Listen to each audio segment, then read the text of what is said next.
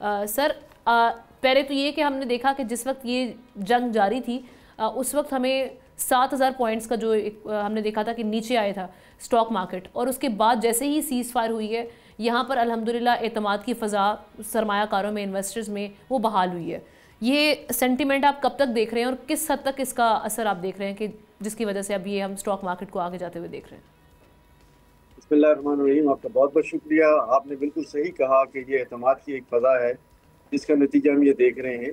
देखिए, बात यह है कि स्टॉक मार्केट जो जंग के नतीजे में मेरा ख्याल है कि तकरीबन टोटल मिला के 12-13 हज़ार पॉइंट नीचे गिरी थी, और उसकी सबसे बड़ी वजह यह है कि एक अनसर्टेनिटी हो गई थी, एक मिसट्रस्ट लेवल आ गया था, और ये शायद प्रिज्यूम किया जा रहा था कि पता नहीं आगे आने वाले दिन कैसे होंगे, हालात क्या होंगे।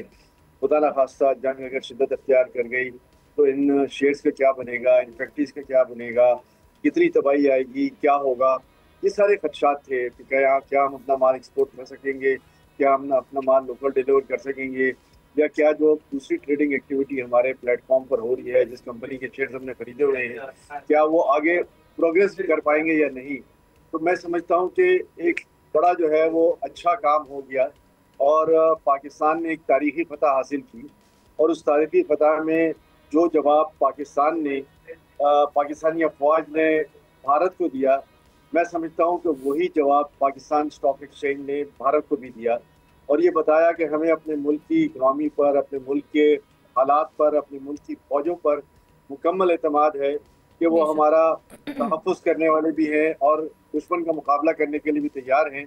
और इसके बाद ये 2 दिन से जो आप तेज़ी देख रहे हैं, कल और आज, और हम 1,20,000 की हद को छू रहे हैं, जी। ये इस बात का सबूत है कि हमारा ट्रस्ट लेवल दोबारा इस मार्केट पे आ गया है, और आगे आइंदा आने वाले दिन के जहां एक परमानेंट सीज फायर की बात हो गई है, लेकिन इंशाल्लाह अनसर्टेनिटी, कोई। अहमद साहब, ऑब्वियसली अनसर्टेनिटी का रूम अभी भी है, वहाँ पर मौजूद है। हम देख रहे हैं कि दूसरी जानिब चूँकि जंगी जुनून हर वक्त सवार रहता है, तो ऑब्वियसली वो सीज़ फायर को भी लेके मामलात हैं कि अब ये अभी टेम्परेरी है। तो आप समझते हैं कि आने देखिए, वाले दिनों में ये बेयकीनी की मैं फ़ज़ा नहीं ये स्टॉक समझता मार्केट को मुतासर कर सकती है? देखिए, मैं नहीं समझता कि यह कोई अनसर्टेनिटी है। ये सोशल मीडिया है जो अनसर्टेनिटी दिखा रहा है।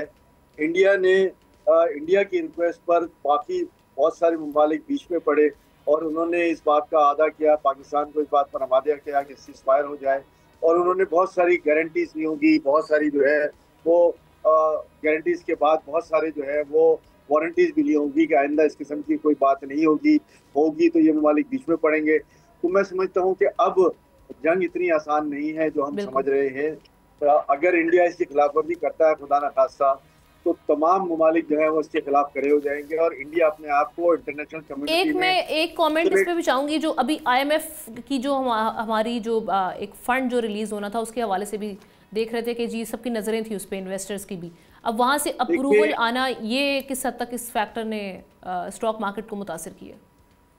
देखिए इंडिया की तमाम तर कोशिशों के बावजूद भी मैं समझता हूँ कि एक एतमाद था जो आईएमएफ ने पाकिस्तान पर किया। पाकिस्तान की जो भी माशी पॉलिसीज थी उसमें जो तमाम अहदाफ थे वो पूरे किए, और आईएमएफ ने भी, मैं समझता हूँ कि इंडिया को एक करारा जवाब दे दिया, और ये जवाब ये था कि हम समझते हैं कि पाकिस्तान को हमें सपोर्ट करना चाहिए। पाकिस्तान ने वो तमाम काम किए, तमाम शराइत पूरी की जो हमने आयद की थी, तो हम आपकी ना करने के बावजूद भी पाकिस्तान को जो है वो लोन देंगे, और वो लोन दिया गया, और मैं समझता हूँ कि आज कल में उसका एग्जीक्यूशन भी हो जाएगा $2.2 बिलियन का। तो इस तमाम कोशिशों के बावजूद भी पाकिस्तान सुरखरू हुआ।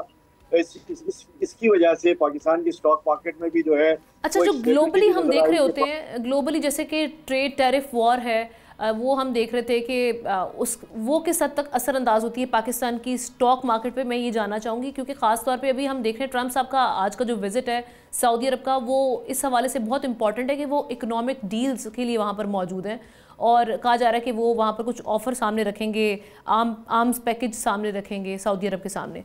सो मैं चाह रही हूँ कि इंटरनेशनली जो मामला चल रहे होते हैं उसका स्टॉक मार्केट पे कोई असरअंदाज होना कुछ ऐसा है? देखिए, जो इंटरनेशनल टैरिफ्स हैं, जो यूएसए के टैरिफ थे, 90 डेज के लिए अब इस वक्त मौखर हो गए हैं, और इसमें पाकिस्तान की टेक्सटाइल को एक बूम भी मिला हुआ है कि लोगों की कोशिश है कि 90 दिन से पहले पहले जो कम ड्यूटी है उसमें माल जो है वहाँ पहुँचा दें। और सब्सिक्वेंटली पाकिस्तान भी बातचीत कर रहा है इस टैरिफ के ऊपर। इसी तरह दुनिया के तमाम ममालिक इंक्लूडिंग चाइना भी बातचीत कर रहे हैं। असर ज़रूर पड़ता है स्टॉक मार्केट पे कि आगे सेल्स का हमारा क्या बनेगा, आगे क्या सेल्स इसी रेट पर होंगी, या जो इजाफी कीमत है उसको एब्जॉर्ब कर लिया जाएगा, या पाकिस्तानी कंपनियां नुकसान में तो नहीं होंगी। तो ज़ाहिर खदशात तो रहते हैं। सब्सक्राइब करें और बेल दबाएं ताकि कोई खबर रह न जाए।